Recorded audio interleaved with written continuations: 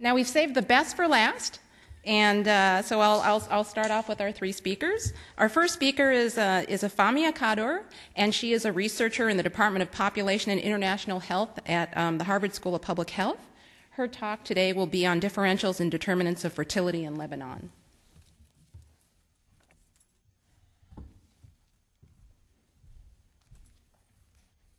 Good afternoon. Thank you for the organizers and the sponsors of the conference for inviting me. In my presentation, I'm examining fertility behavior and patterns of family formation among three population groups living in impoverished urban areas on the outskirts of Beirut, the capital city of Lebanon. These groups are Muslim Shia, Muslim Sunnis, and Christians. The Shia and the Christians are Lebanese, while the Muslim Sunnis in my data are Palestinian refugees and their descendants. Why this topic? So religion in Lebanon remains the most single important characteristic defining group status in Lebanon. For a population of almost 3.5 million, 18 sects are recognized by the government, and each sect is assigned political power proportional to its size. Differentials in population dynamics, particularly fertility, between religious and ethnic groups have been documented in Lebanon and in many other countries, such as Ireland, India, Philippines, Mauritius, and Israel and occupied Palestine. These differentials constitute a major source of political tension within countries with multiple ethnicities or religious affiliations. Three different hypotheses have been proposed to explain this differential by religion. The characteristics or assimilation hypothesis considers the differentials in fertility to be due to differences in demographic, social, or economic attributes of the religious groups. The particularized theology hypothesis attributes the differentials to the teachings of different religions with regards to natality, contraceptive use, and so on. The minority group status hypothesis situates fertility behavior within the larger context of social organization. They equate the impact of religion to the impact of race or ethnicity and argue that the size of the group is not the only determinant of its minority status.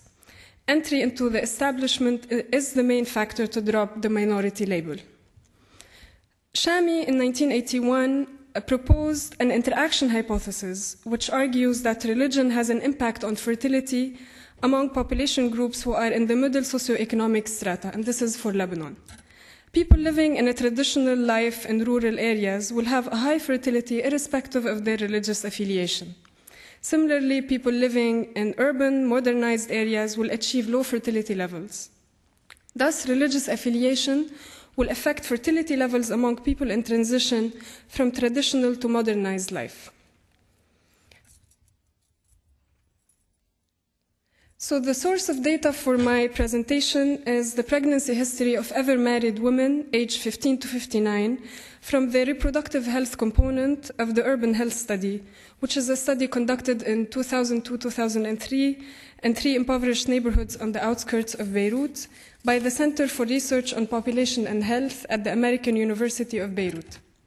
The study is part of a larger community-based participatory initiative on the social context of health that aims at providing policy-relevant data and analysis of the health consequences of economic impoverishment, social support, and population change, particularly displacement, and designing interventions that improve health in these neighborhoods.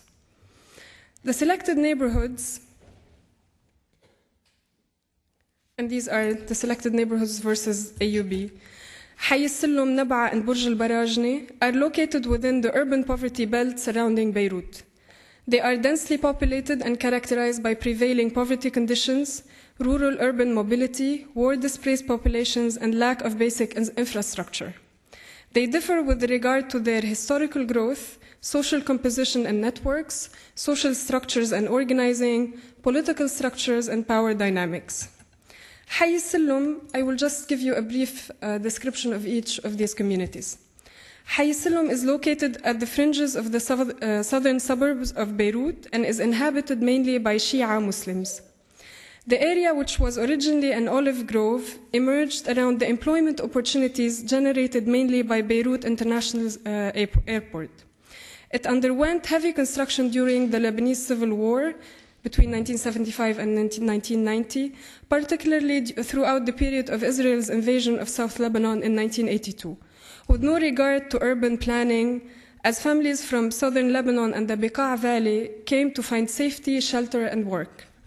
Though there are no reliable estimates of the size of population in Hayy Silum, authority figures speculate that it houses around 100,000 inhabitants.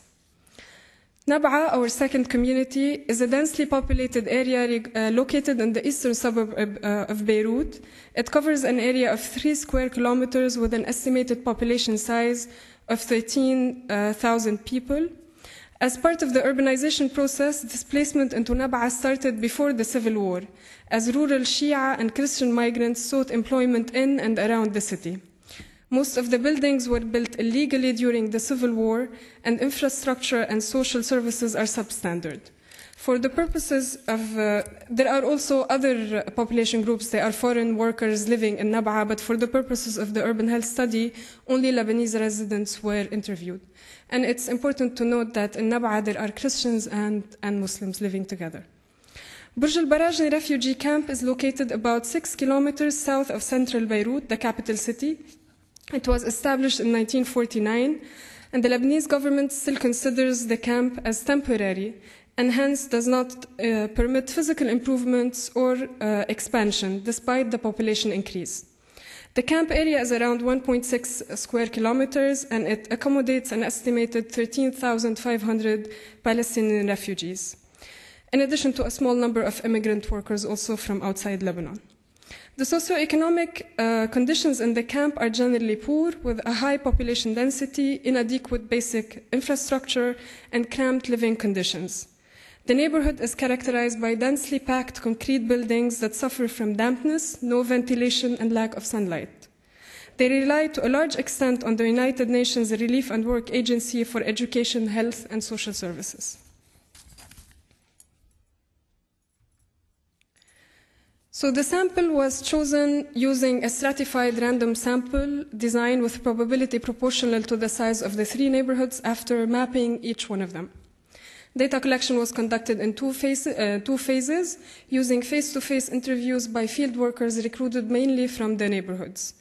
Of the 2,400 eligible women, a total of 1,869 women completed the questionnaire with a response rate of 77.8%. And the non-response was mainly due to movement of people outside of the community rather than a refusal rate. So my results.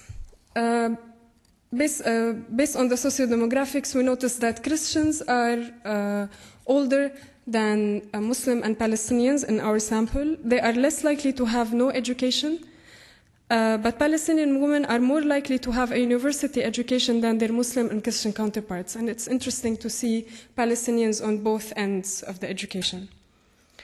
Christian women are more likely to be working and least likely to be restricted by their spouses or families to work, as compared 4.9% compared to 10% among Muslims and 14.6% among Christians. And the main reason for women not working is because they're taking care of housework or taking care of children. So what are the patterns of family formation? As we notice, almost 60% of Palestinians marry between the age of 15 to 19 years, compared to 49% among Muslims and 44% among Christians. Overall, the majority of women in all ethnic groups marry before the age of 24. Interestingly, 50% of Christian women who are less than 20 years of age, they got married between the ages of 12 to 14 years old. Across age cohorts, the age at marriage is more or less similar, despite the religious affiliation. Christians are less likely to get married to a relative across cohorts, and Muslims are more likely to get married to a relative, and 50% of those currently aged 15 to 19 years are married to a first-degree cousin. And the breakup by age is actually to show that these patterns are still holding today, because we have a sample of women from 15 to 59. With regard to fertility, we see the total fertility rate among Muslims is close to 7 for women aged 50 to 54, compared to 6 among Palestinians and 3.8 among Christians in the same age group. Fertility has declined sharply among Muslims, and it reached 4 among women between the ages of 40 to 44. We cannot deduce about the fertility rate among women younger than the age 40 because they haven't yet completed their family size. So we witness a narrower gap between Christians and Muslims in terms of fertility rate, but the gap still exists. With regard to spontaneous abortion, the rates, spontaneous and induced abortions, are higher among Christians than Muslims. And this poses an issue of access, because also when I looked at the data between Christians and Muslims within Nab'a, the rates were very similar. So it's probably an issue of access, especially that induced abortion is illegal in Lebanon, but it is widely practiced. But it depends on which neighborhood. Proportion of dead children, and this is important because the decline in fertility in the 19th century and the 20th century was, some demographers say it was preceded by a decline in mortality. So since women, they were having children and their children were surviving, this led to a decrease in fertility. This is very contested, still no one knows how it happened, but since we see here that relatively under 5 mortality among Muslims and Palestinians is higher than among Christians, it could basically explain the difference in fertility, though not all of it. And for this stratification, I had very small numbers, so it's also very hard to conclude. Contraceptive use.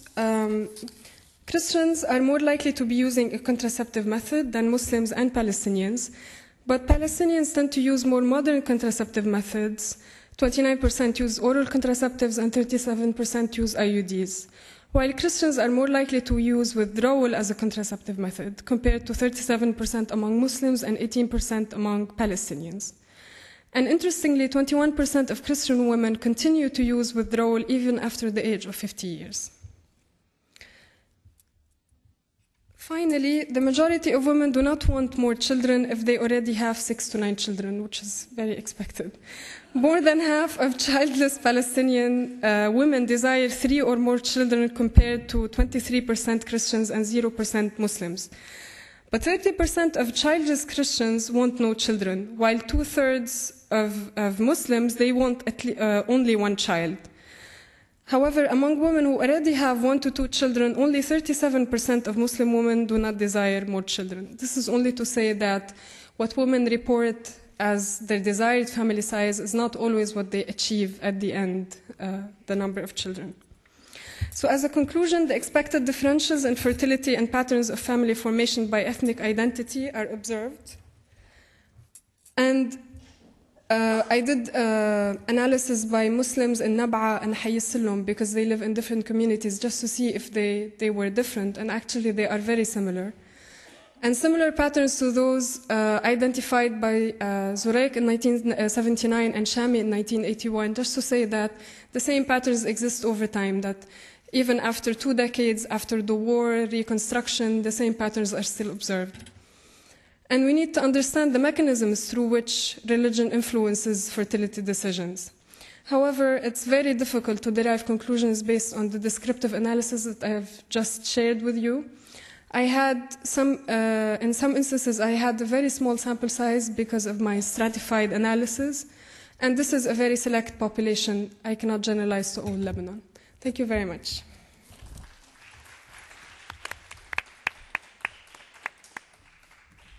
Thank you, Afamia. That was fascinating data. Our next speaker is Farzaneh Rudy, and she is a senior policy analyst and director of Middle East and North Africa program at the Population Reference Bureau in Washington, D.C., and she will be speaking on women's reproductive health in the Middle East and North Africa.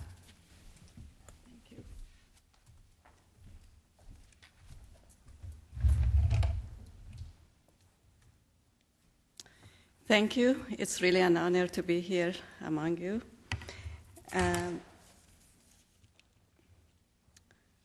I'm going to talk very briefly, kind of overall women's reproductive health in the Middle East, North Africa region. I'm mostly referring to the Muslim majority countries in the region. And I want to start by showing the kind of life expectancy at birth for females. Health has improved in the region for both male and female. And now a girl born in the United Arab Emirates or Kuwait is expected to live around 80 years, similar to that of a girl born in the United States. But the rate, the life expectancy at birth for girls is different across the region. As you see, the lowest is in Iraq and Yemen. And even Yemen is like 62 years, the expected life expectancy, but still it's 20 years more than like 30 years ago. In early 1970s, life expectancy in Yemen for a baby girl was around 40. This graph shows the maternal mortality ratio, deaths per 100,000 live births, as nearly 13,000 women die of childbearing, of pregnancy-related causes in the Middle East and North Africa region every year. And the largest number is the largest rate in Yemen, and also the number, about nearly 5,000 women die in Yemen every year due to pregnancy-related causes. And 3 out of 5 deaths are in 4 countries of Yemen, Iraq, Morocco, and Egypt. And it's not surprising that the lowest mortality ratios are found in countries with the highest health expenditures on health, like Qatar, Kuwait, United Arab Emirates. And these 3 countries, actually, maternal mortality ratio is lower than the United States.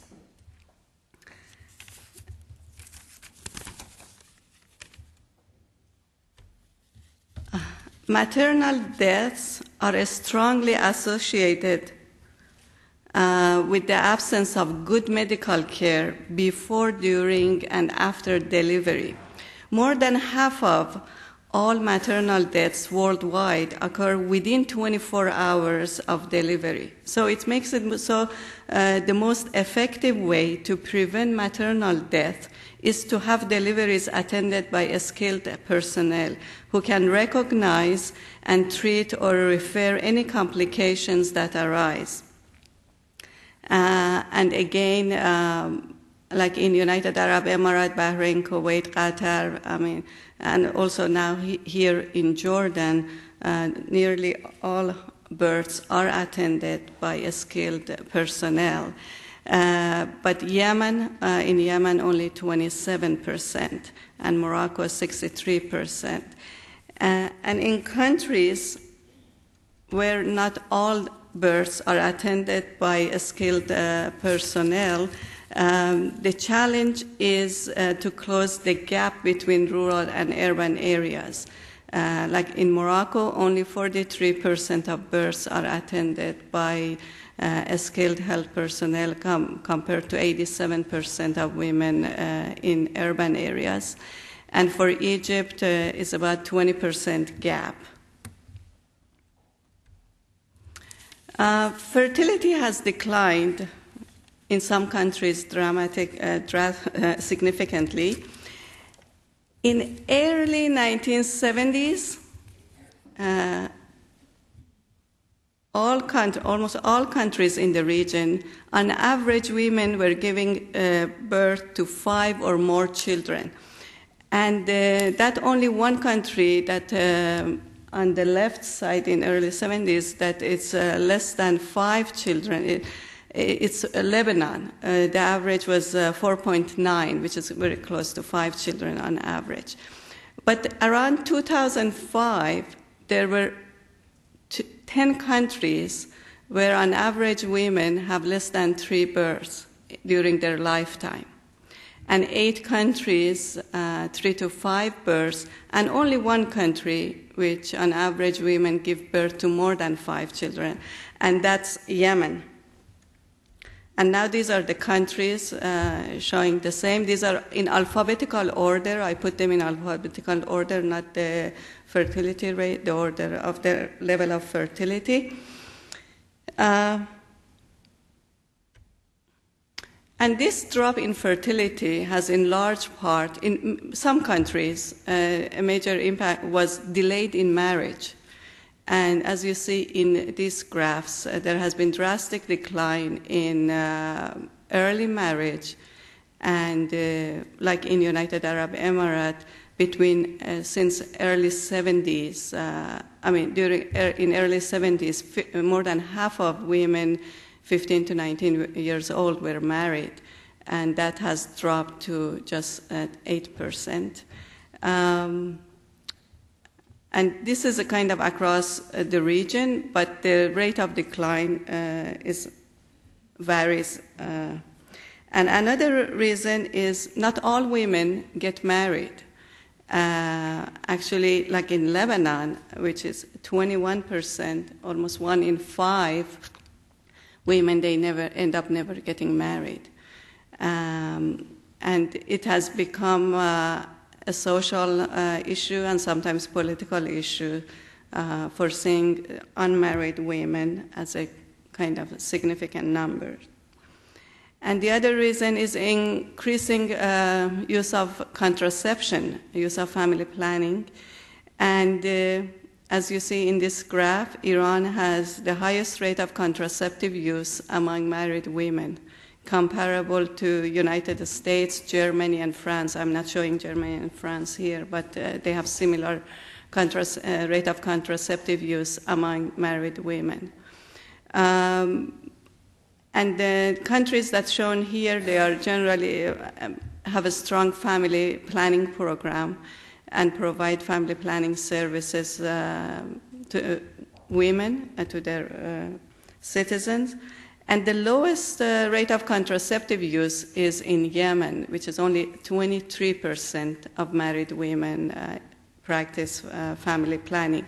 That's part of kind of having access to reproductive health services, and also maybe part of it's female education or more traditional way of living, but it's a combination of these factors. Here, the fertility decline I'm showing in a kind of 4 countries. They are the largest populations in the region: Iran, Egypt, Turkey, and Morocco. The fastest decline has been in Iran. And you may think of Iranian Revolution when they were kind of encouraging larger families, and so how come Iran has succeeded with lowering its fertility? And also the debate on the previous session, how to make women's issues as a national issue. And in the case of Iran, that's what happened, that women's reproductive health issue became national issue because the government decided they changed 180-degree change in their policy towards population, and they wanted to reduce population growth. So the way to do it was to provide quality reproductive health services to women all across the country. And that's what they did. They already had a good infrastructure, health infrastructure, to implement their family planning program. And one of their achievements, actually, it has quite a number of unique aspects to Iran's family planning program that I'll try to mention here. One of them is actually having women in the rural areas using modern contraceptive use, the same level as women living in urban areas. We don't see this close in other countries. And this is like health houses in rural areas in Iran. It's just across the country and covers 95% of or more, almost nearly all rural areas, and getting basic health care, including family planning methods to women. And there is a poster on the back about family planning, and all the tables on the back, it's a lot of data on health statistics of the population that they serve, including contraceptive use. And for rural areas, they are more proactive, reaching out to their clients, and that was not the case in the urban areas. And then since 1993, they started women volunteers in urban areas in order to reach out to women about the health issues. So these women are not trained as health providers, but they are communicators between health clinics and families, like giving appointments for child vaccinations, or it's time for women to get their contraceptive pills, all health issues, even the community health issues. But family planning is one aspect of it.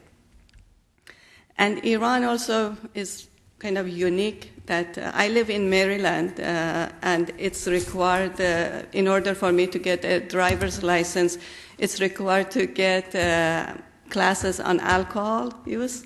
And in Iran, for couples who want to get married, they are required to get classes on family planning. And this is a good education. I sat down in a few of them, and it's educational. It's they start with the kind of emphasize the quality of relationship between the husband and wife, and also the quality of the children that they are going to raise. And actually, the writings on the back of this is a picture that I took from one of these clinics that these young men and women, they come to attend the classes on family planning, and the writings on the back of the lady sitting there is saying that, dear father and mother, your peace of mind is at the mercy of having fewer children. Fewer children in improvement of the economic and social advances. Fewer children guarantees family health guarantees health of society. And these are examples of some posters. Actually, this was more in the 1990s, but now it has been pretty successful in reducing fertility and a kind of women's. One thing I want to say, there was no coercion. Actually, in the case of Iran, is without abortion being legal and without kind of coercion, and such a drastic decline in fertility. And the poster on the right says that better life with less number of children, girl or boy, so the 2 is enough. And they have been always in their family planning messages, they were gender sensitive. And the picture on the left, I took it in Shiraz in the provincial office of Ministry of Health there. And the poster on the top, again, is a family planning poster showing 2 girls. And the poster at the bottom is reminding people of the importance of their daily praying. So by putting the 2 posters next to each other, they kind of emphasize that family planning is sanctioned in Islam, and there is nothing against it. And a unique aspect of Iran's family planning program is promoting male methods and permanent methods. Actually, we see here 31% of women, married women, who use modern contraceptives in Iran, they have used female sterilization, and like 5% male sterilization. These are the methods that in other Muslim countries, yes, tubal ligation. And even the statistics, like these demographic and health surveys that are regularly conducted, for like Egypt or hardly they showed a column on male vasectomy because the data is not to show. And female sterilization is very small. And condom use also, that's high relatively in Iran. But Turkey is also, condom use is high in Turkey. This is a clinic, a picture of a clinic very openly advertising about vasectomy in Iran. So there is nothing, they are pretty open about the program and the incentive of why they are doing. And when they promote vasectomy, they say that's the best way to improve the health of the family, and the best way of women to be, men to be in control is to be involved in family planning. And this way. And this is again counseling before vasectomy. So one of the other things also in Iran, a family planning program in Iran, they do a lot of counseling. So they, when I talk to some people in there, they say that we want people who go through, I mean, if it's vasectomy or other methods they use, they want to be an advocate for them rather than they want to keep them happy. Iran has the only condom factory in the region, and they are self-sufficient for their use and even export. And this is my final slide, and that's on HIV/AIDS, promoting sexual health, healthy sexual relationship. What I find interesting about this, it does not advocate abstinence, or it does not advocate that if you are married or not married. I mean, these issues, it's just promoting, it said that the best way to have healthy sexual relationship and preventing AIDS is condom use, and where they can get it and where it's free. Sexual interaction is the main mode of HIV/AIDS, mode of transmission of HIV/AIDS in the region. And Iran has the largest number of HIV/AIDS because of their drug use. But so far for the whole region, it's a kind of contained among high-risk group, but there is the danger of expansion. And Iran has, along with like Tunisia and Morocco and a few other countries, they have the most progressive program for combating AIDS. That can be a model for other countries. I'm actually particularly thinking of Yemen, Afghanistan, Pakistan, and Iraq, so that they can benefit from in the Iranian program. And my last point is that sexually transmitted diseases, there is very, very little data available, but it's more, the numbers are significant. And that's something more need to be done in the region. And also the young people, that's another thing, how to address young people's reproductive and sexual health while, because of the age of marriage, has been increased so much. Thank you. Thank you, Nazi, for an excellent cross-country comparison. Our final speaker today is Diane Singerman, and she is an associate professor of government in the School of Public Affairs at American University, and she will be speaking about the financial and political predicaments surrounding youth, marriage, and gendered anxieties in Egypt. Diane? I'm East Coast, so I'll talk fast. First, I'd like to thank everyone, like everybody else. And today what I really want to do is to link together a couple of issues that have been largely treated kind of discreetly. And the thread of my argument begins by asking us to bring back the economic to demography and consider some particularly economic reasons for delayed marriage, which has just been talked about so well. Beyond very well-known factors of the demographic transition, changing gender norms, globalization, female education, and female labor force participation. So this talk is in two parts, and the first part of it is about the costs of marriage, the financial costs of marriage in Egypt. that we were able to analyze via a wonderful panel survey, the first longitudinal panel in Egypt, the 2006 Egyptian Labor Market Panel Survey, administered by Raghi Assad, the Economic Research Forum, University of Minnesota, and CATMAS.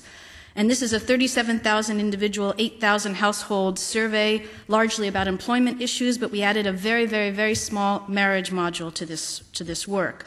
And I'm leaving out a lot of things. If you're interested, there'll be a working paper about this research soon on the Brookings Institute's Wolfenson Center for Development website, and it's part of a larger project on youth exclusion. So I'm also speaking about youth in the Middle East today. In the second part of the talk, if I get to it, it really highlights the larger social and, I would argue, political debates raging in the Middle East about the consequences of delayed marriage, because prevailing norms still tie sexuality to marriage.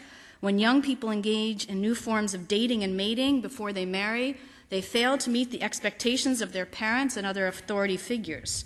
Therefore, there's all kinds of controversies erupting in the media, and the morality of young people becomes fodder also for lots of oppositional movements. So, as you all know, in the Middle East, and I won't go into this, there's a youth bulge. 60% of the population is under the age of 25. A third of the population is between the ages of 10 and 24. At the same time that you have this youth bulge, you have a lot of people unemployed. Kabani and Kamal point out the labor force participation rates in MENA are the lowest in the world for those between the ages of 15 and 24, and this age cohort has the highest unemployment rates of 28% in the world. In Egypt, 83% of the total number of unemployed are between the ages of 15 and 29. In addition, in both absolute terms and compared to male youth, MENA has the highest unemployment rates among females anywhere in the world and among female youth. All right?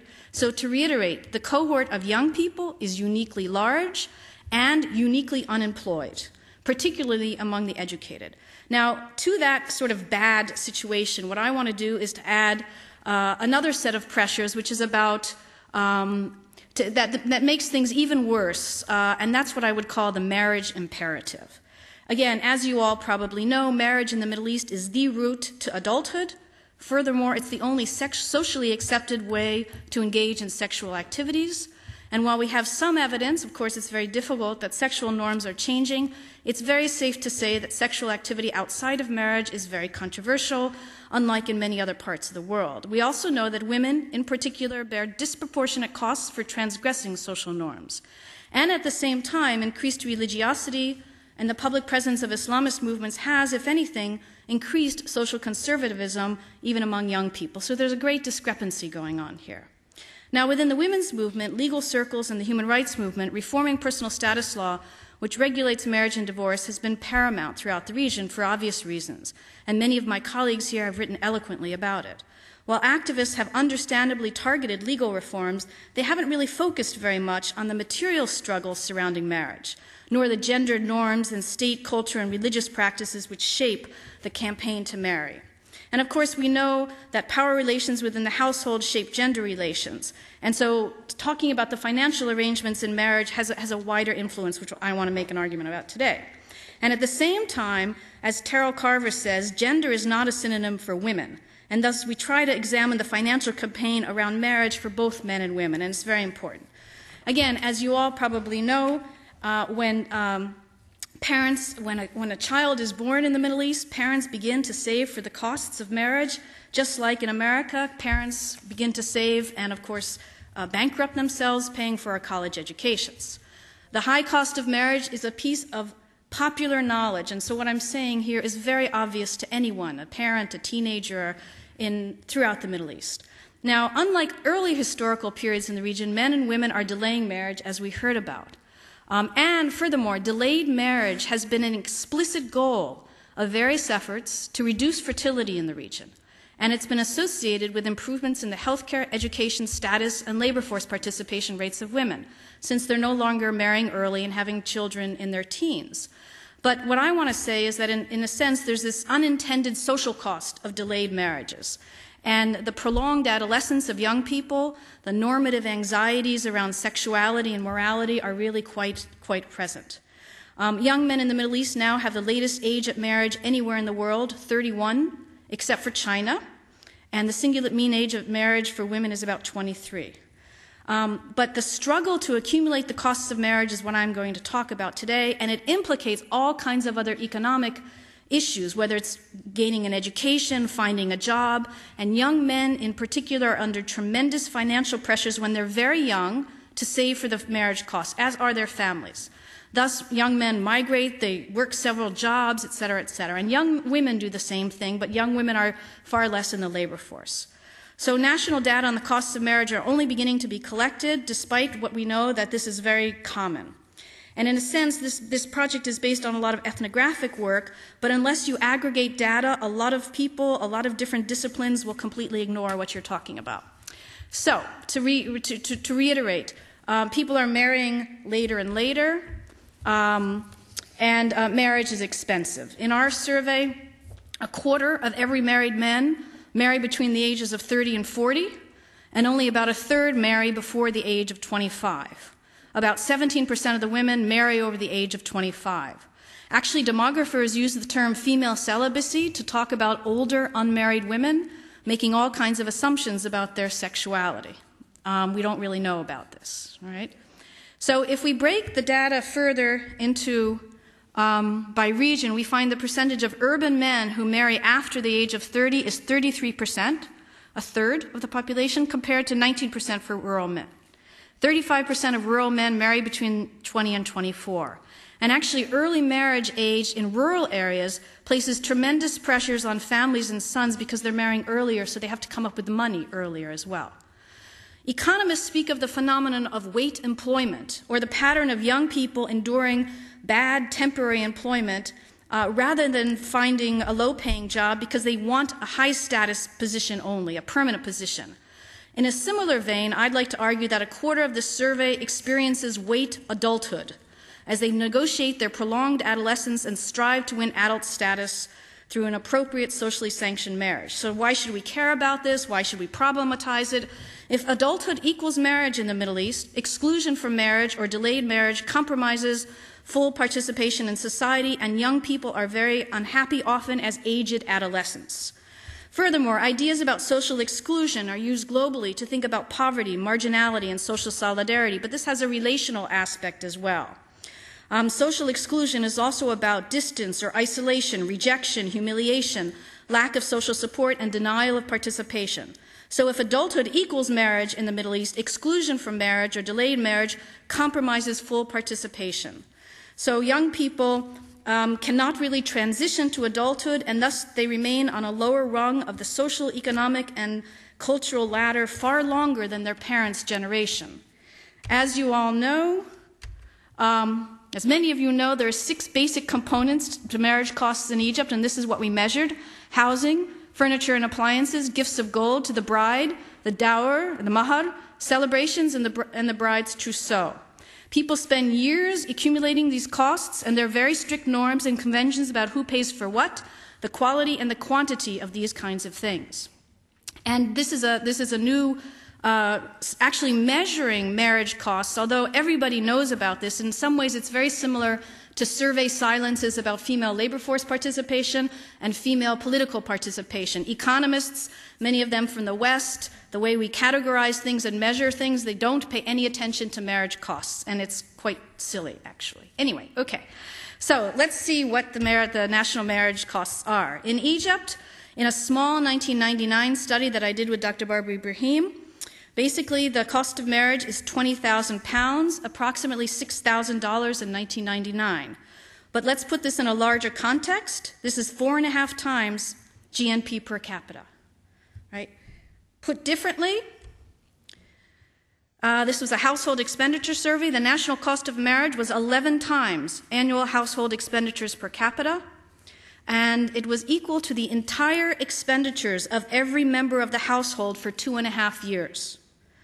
Thus, hopefully you can see that it's a formidable sum and a formidable challenge. If it takes all the members of the family, it equals all of their expenditures for 2.5 years.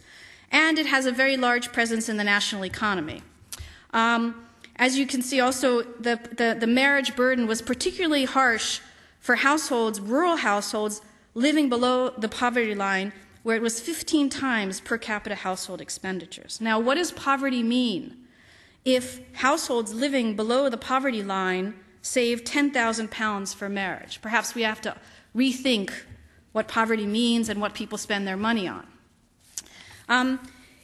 To think about the meaning of this and the presence of this in a larger economy, basically there's, if we think about 1 in 20 of all 13 million households in Egypt, basically the costs of marriage equal $4 billion, which dwarfs basically U.S. economic aid to Egypt, is almost equal to remittances from foreign migrants, which is $3 billion, and revenues from tourism, which is $4 billion. So these are not insignificant sums. If we're to understand the relative burden of marriage and try to figure out who are vulnerable populations and hopefully design policy interventions to help young people and their families, we have to understand that the costs of marriage are shared. About 2/3 of the costs are provided by the groom and about 1/3 by the bride's side. Very little by the bride herself, actually. In urban centers where wage employment is more abundant, the individual groom bears more of the costs of marriage. Basically, these are the percentages of what people spend on marriage, and despite all kinds of media claims about consumption of elaborate celebrations, basically only 6% are spent on celebrations, and it's really housing and furniture and appliances which make up about 2/3 of the costs of marriage. So in our most recent survey in 2006, which again is 8,000 households, the national cost of marriage was about also $6,000. Urban costs of marriage are almost double rural costs of marriage. Now, what's sort of, I'm sorry to whip through all this, but what's sort of a little bizarre is if we look at cohort analysis, supposedly when we peg it for inflation, the costs of marriage are decreasing, which is a surprise because people complain about marriage all the time. So there's some puzzles here in some sense. Now, in order to figure out, in a way, the burdens of marriage, how long does it take people to save for marriage, what we did is to look at waged workers and to see how many different parts of the process, the bride, the groom, groom's family, bride's family, how long does it take them to save for marriage? And basically, for the wife's part, it's really the second lowest wage quartile, which spends 9 months of earnings. So it's not that much for brides. However, when you look at the groom's side and how much they have to save, it basically, in the lowest wage quartile, workers spend 3 years and a month to save all of their earnings, all 100% of their earnings to save for the costs of marriage. And the greatest burden is on the poorest worker. But even the best paid grooms must labor for 2 full years to earn their marriage costs. And again, then what we did is we looked at the groom and their parent. And basically the lowest wage quartile, it takes 7 years, 88 months, to accumulate the costs of marriage. And of course, that's all of their money. So of course, it's much longer because no one saves absolutely all of their money towards marriage costs. So when we're faced with this kind of burden, we might ask, how can anyone ever marry, right? Because it's such a formidable challenge. Now, one of the ways that we can reduce marriage costs is to marry a relative.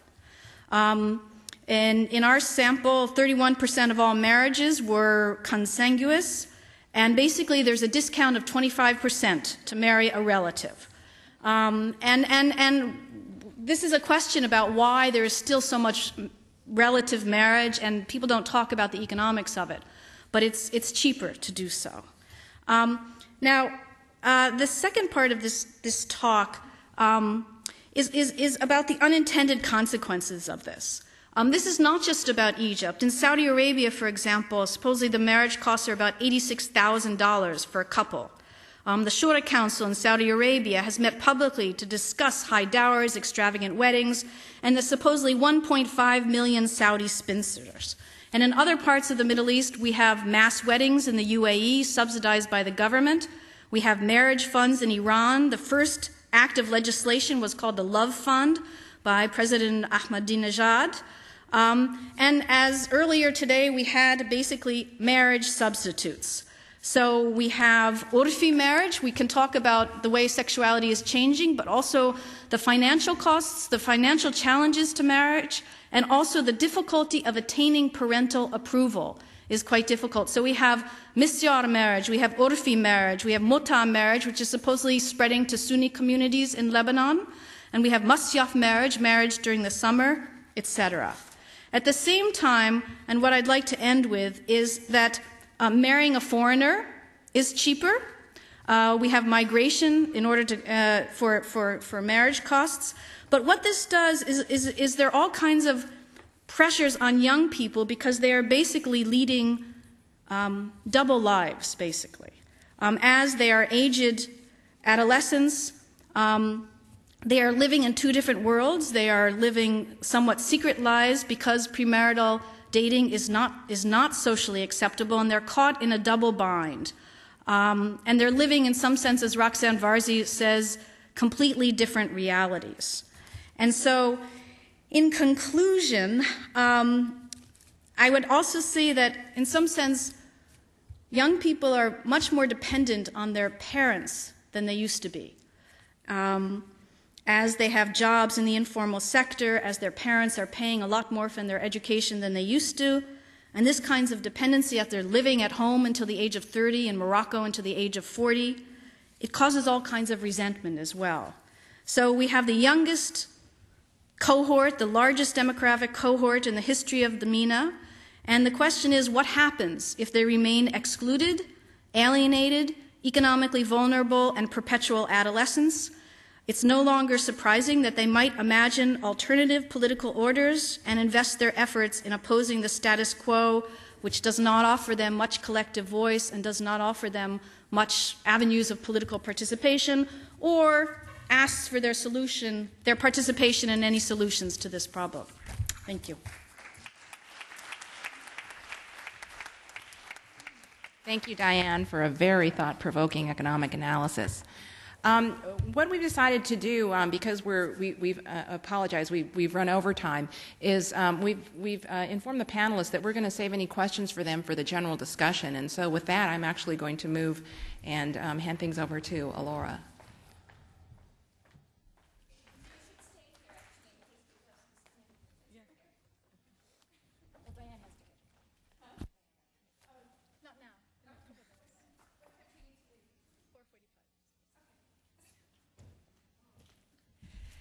Oh, wow, what a long day it's been. Thank you all for your patience. It's been, I think, I'm very pleased with the conference. I hope you are, and Kelly. Thank you, everyone. It's been a lot of material to absorb, and I know we've had to truncate discussions throughout the day, so I'm hoping, in the time we have left, we'll be able to do that. But now, with my conference chair hat on, I want to thank Molly and Meredith and all the people behind the scenes for bringing me on board. I mean, this was such an easy conference to be part of. I said, these are good people to bring, and they did all the work, and it was wonderful. So, thank you.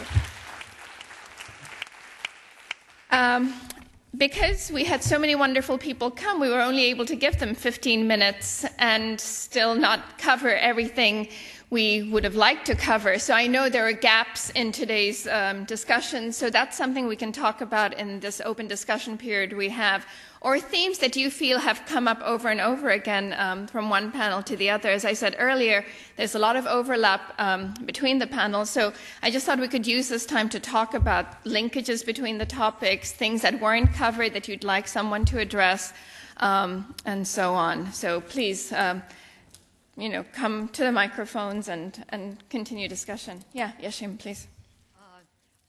I had questions about, related to the issue of cleavages for all the panelists, actually. Like, for example, Afamia's presentation. I was wondering if you were able to divide Christians and Muslims by class. I mean, were there differences in class, both within those communities as well as among them? On the issue that was raised by Ms. Rudy, I was wondering if that, if there was unanimous endorsement of this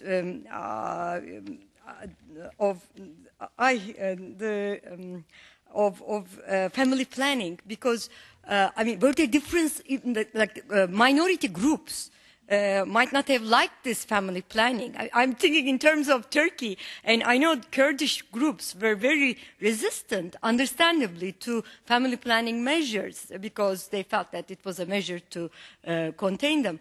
And, again, insofar as cleavages are concerned, is aged adolescence a phenomena that you see even in higher income groups who can pay more easily for marriage in Egypt is a question that comes to my mind. And also, isn't an easier solution not to do such expensive marriages, which is what happens in Turkey. People, don't. There's less investment in marriage in Turkey. So I was wondering if that might be another, option. Okay, thank you. Can I maybe say something? Because I have to go, unfortunately, catch a plane. Marriage is the largest intergenerational transfer of assets. It's very important for women, and women are very good at extracting resources at this time because it really sets up the next generation. So the whole question, is this investment in marriage good or bad, or is a real question to ask. But across the board, there are high costs of marriage, and I think what policymakers have to do is start paying attention to the larger structural issues like the cost of housing. In Turkey, you can rent an apartment. You can in Egypt, cash on the barrelhead, 100%, and so basically a third of the marriage costs are housing. And so young people, it's quite different than the system in the United States where you marry poor and you get rich. Their parents feel this enormous responsibility. And perhaps that's one of the things that explains the low rates of poverty, and although there's higher rates of female-headed households, but that there's such an investment in marriage. And everything needs to be new. And absolutely everything in the house needs to be new. It cannot be handed down. And the clothing, the spices, absolutely everything. So it's even parents who have very, very progressive, egalitarian, kids who've lived abroad, all kinds of things. The parents will insist on this because, of course, they've been paying. Everybody else is doing the same thing. So but there are the question about mortgages. Mortgages in the Middle East are only for rich people, and you do not have mortgages. You don't have secondary financial markets, and so that people must pay for their housing, and governments should do. There are some things where you could do that, but I'm not sure what the consequences would be of that. And I'm very sorry to have left. It's very rude of me. Yeah, actually, the three groups that I've examined are all of a similar class. They're all poor, living in urban, I wouldn't call it slums, but in impoverished urban areas. So based on economic terms, they're very similar, and they basically have the same type of jobs. So there wasn't a way to actually examine if there is a difference in class. But if I had a representative sample for all Lebanon, it would have been fascinating actually to see if the differentials persist among the upper class. In the case of Iran, and also being from different religion like Shia, Sunni in Iran, I think it's how the approach of the benefit of having family planning and integration of family planning program into primary health care. So it's such a part of healthcare system in Iran. So it's across the board, across different groups of population across country. They do, the program is very similar, but the statistics show that there is lower contraceptive use among the Sunni population, which happen to be living in the low provinces that are less developed. And the interesting thing is that it seems that I heard in Iraq is actually the other way around. The Shia are the ones that have lower contraceptive use or less interested in using contraception. So for me, I put it more of the socioeconomic context of education of women, or rather than religion by itself. It's my own personal view.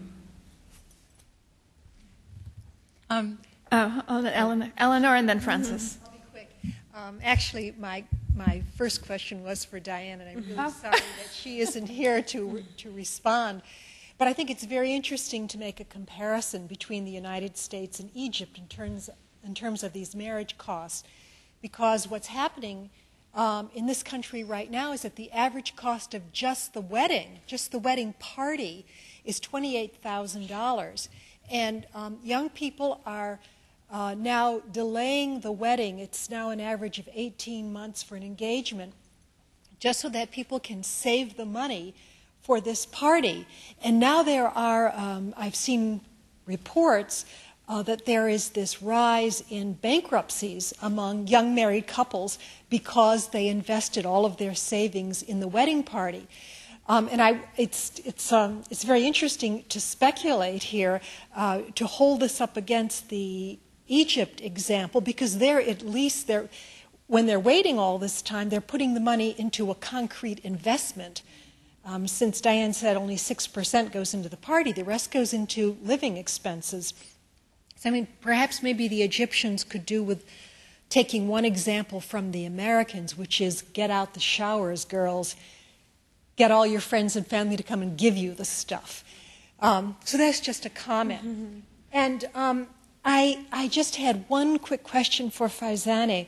I was very interested in the chart that showed a very high rate of access to skilled personnel for mothers. And I'm wondering how that data was collected and how skilled personnel is actually defined, particularly when you're looking at, certainly the occupied territories of Palestine would be the most obvious case, but there are other rural areas where access is absolutely limited, getting from rural areas into urban areas. So I wonder if you could comment about the data collection. These are the birth attendants who have been trained to be able to recognize the kind of high-risk deliveries, so they can treat themselves or refer to. But it has WHO, World Health Organization, it has a definition, and it is on their website, that exactly what they mean by a skilled birth attendants, like how many hours of training they should have received, or and what the content of the training is. So it's a kind of international standard. Sometimes if they train the midwives or traditional birth attendants, it does not include traditional birth attendants. Actually, I take back my words. I remember it needs to be like nurses, doctors, and they are kind of trained, but not, yeah. But that's the data, and the Middle East countries in the Middle East, they are pretty high urbanized. I mean, very large population, particularly the smaller countries, live in cities. And like in Iran and even Egypt, or the roads, Egypt is also more concentrated. And in Iran, that the population is more spread out. Still, they can kind of the health system, the referral system, they can take the pregnant woman for delivery to the clinics.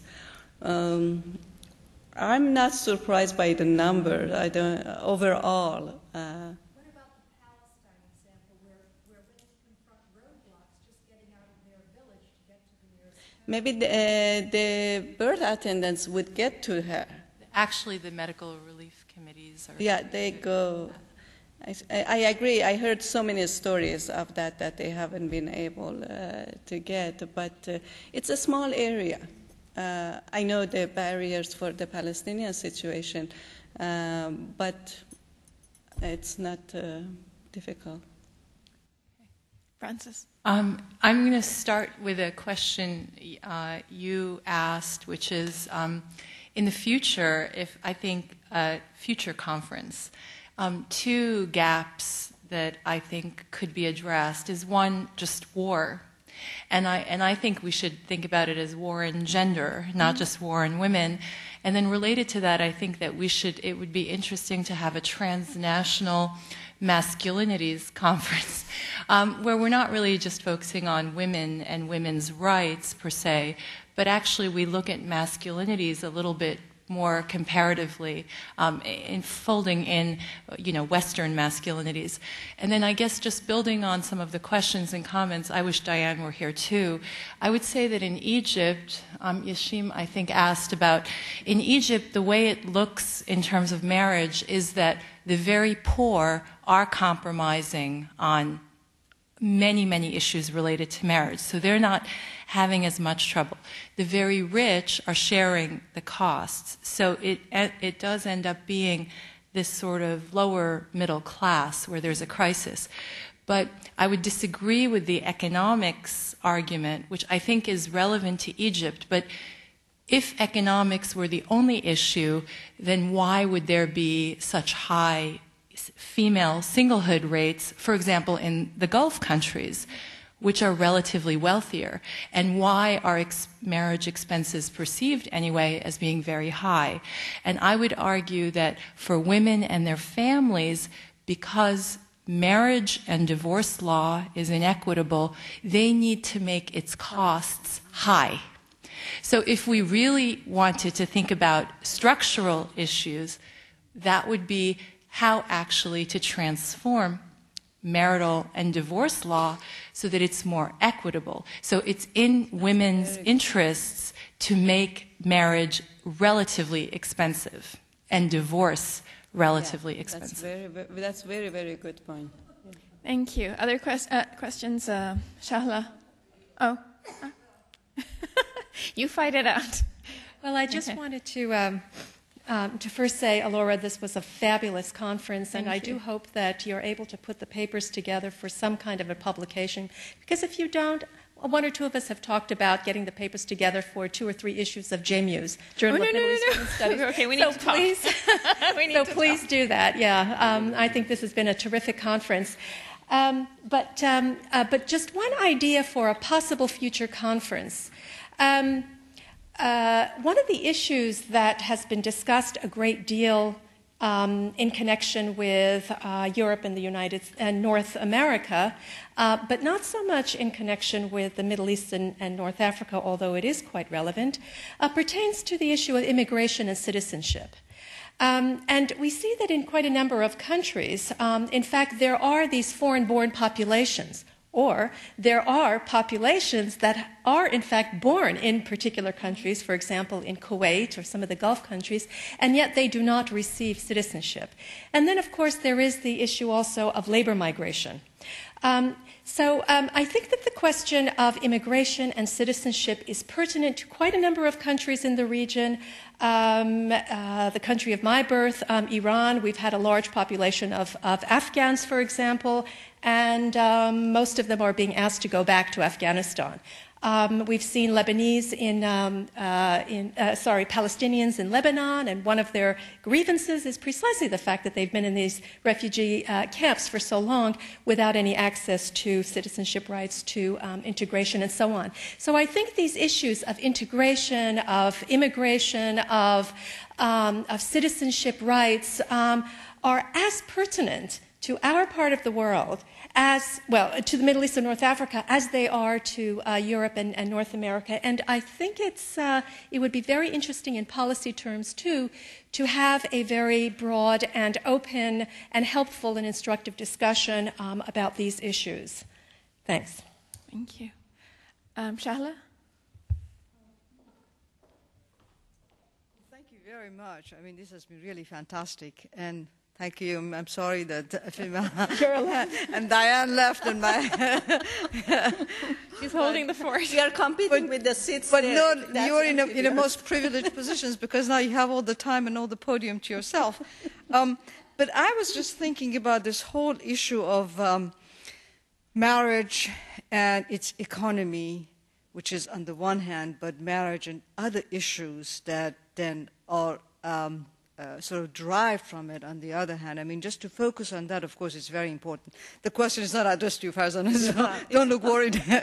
but I was thinking one very important issue that I would have liked to ask Diane, but I think it's important to contemplate, is that how does the fact that the cost of marriage has become so expensive has affected the sexual relations and gender relations? How does that change? And of course, the class issue becomes very important in terms of how certain sexual relations develop, because in a societies where they are so particular about male-female relationship and sexuality is permitted only within the marriage context, then if you make it, if the cultural traditions demand or legal situation is such that you have to pay so much money in order to get married, people are not going to wait. You know,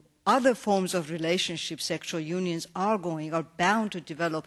And of course, it was a quick slice that we got there of the variations of marriages that Diane flashed on the screen, misyar, miswa, I mean, some of these Arab terms Arabic words that I can't remember.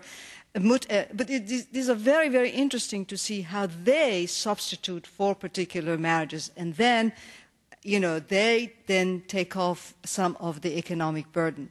But I think what Francis said is very important, and in fact, there was a time when I wanted to, in terms of the inequality of rights of men and women in marriage, and therefore the necessity of having high, bride price and all kinds of, golds and gifts that women get.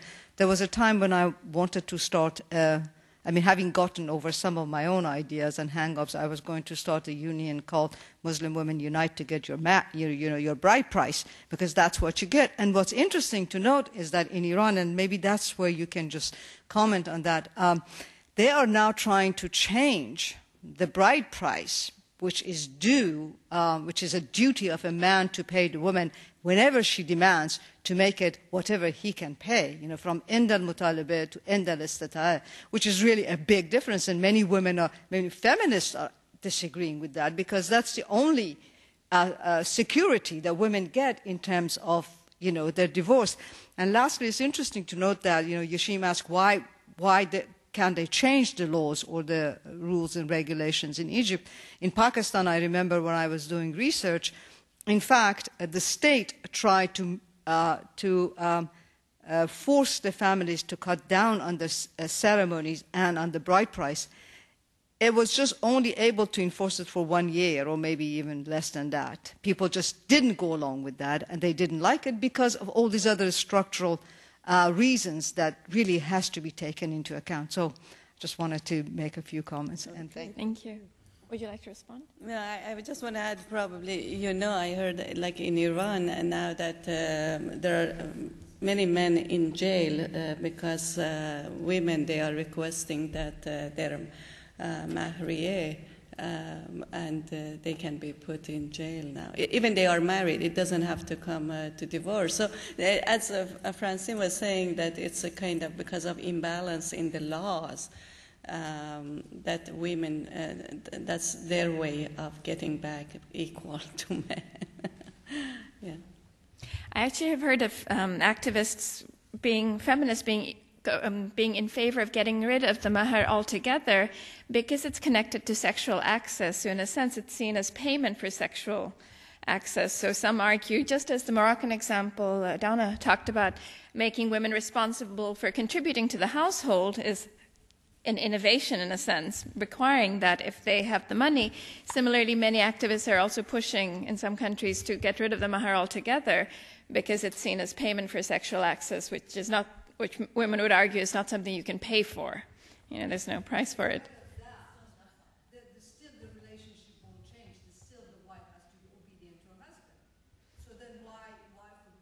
forgive it. Yeah.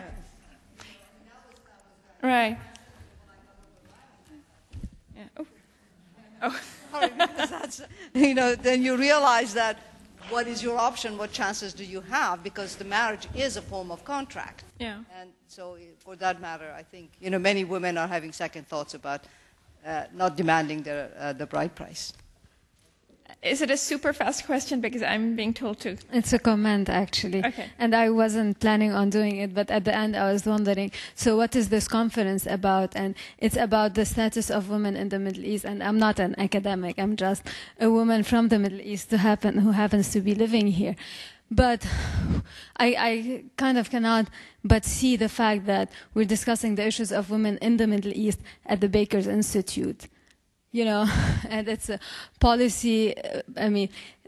I just like, let's talk about the link. Yes, we are good women. We would like to help women elsewhere. Yes, we have the sense of solidarity. But at the same time, we are members of this democratic system. And in the name of this democratic system, there are lots and lots of mothers in the Middle East who are suffering. There are lots of women in the Middle East who are suffering. There are Iraqi women who cannot go to school anymore because of the war because of the war in Iraq, which is linked not to terrorism per se, but it's linked to oil, which is in some direct or indirect way discussing the status of women in the Middle East, which is very ironic and very sad. So I think we can be more effective by addressing issues here that are directly affecting the safety, which is in the hierarchy of needs, is about safety at the very beginning. So it is affecting the safety of those women. We can be much more effective in highlighting what this system is doing to women over there. And then we can talk about all our deficiencies and all of our problems. So I'm sorry, but I couldn't resist saying thank this you. at the very end of the conference. Thank you. One of our objectives today was to start thinking about what would be an effective way for the New Kelly Day Endowment to channel its resources and energies. And I think we've certainly got a great deal of food for thought, and including Danya's comment at the end. So there was a lot of information shared today, and I hope we'll keep thinking about this, and I hope it's been useful to Kelly and the friends of the endowment in that sense. Did you want to say something? No? No? I don't know. No. I think if I look over here, I think just Mahmoud Al-Gamal and I are the only men here, but there are a couple more. Good. I'm glad to see some cohorts here. Now, I just want to really, I think the conference, this inauguration of the Kelly Day program, I think has been outstanding. From Her Highness's speech, which framed a great deal of the references to the incredibly open and very creative discussions that took place at the panels today, I think we are well launched. In any good seminar and workshop, more questions are asked even after you've gone through the subjects exhaustively, and I think we now have all the gray matter we need to now build to the next level and proceed. I would like to say that the lady who just made a statement on the overall situation in the Middle East, and that the Baker Institute is a public policy institute, indeed we are. And believe me, we spent a lot of time on these critical issues, the war in Iraq. Secretary Baker was the co-chair with Lee Hamilton. I was the senior policy advisor to the Iraq Study Group. We have given our government the highest type recommendations we can on how to deal with that. We deal with the Israeli-Palestinian situation. We have a workshop as we speak that is delving into the whole issue of refugees, territorial issues, etc., Lebanon, Syria. So this institute is not ignoring the political issues and the crises that are out there. And as Sheikh Moses said, these are not gender issues. They're for men, women, humanity. These are the issues that the world is facing. And so we are dealing with those issues. But again, the purport and the thrust of the Kelly Day program is to look at the role of women and human rights in the Middle East in all of its aspects. And I think this has been a tremendous start. And I want to commend everybody. I want to commend all the participants, Laura, my staff. This has just been exceptional. We're going to build on it.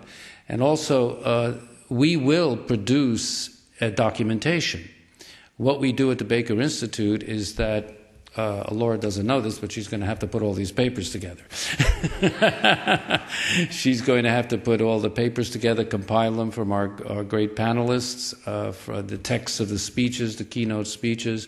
There will be a full documentation, as we do on all our conferences and workshops, and it will be on our website. So this is something you will all have reference to. Thank you very much, and I thank you all for coming.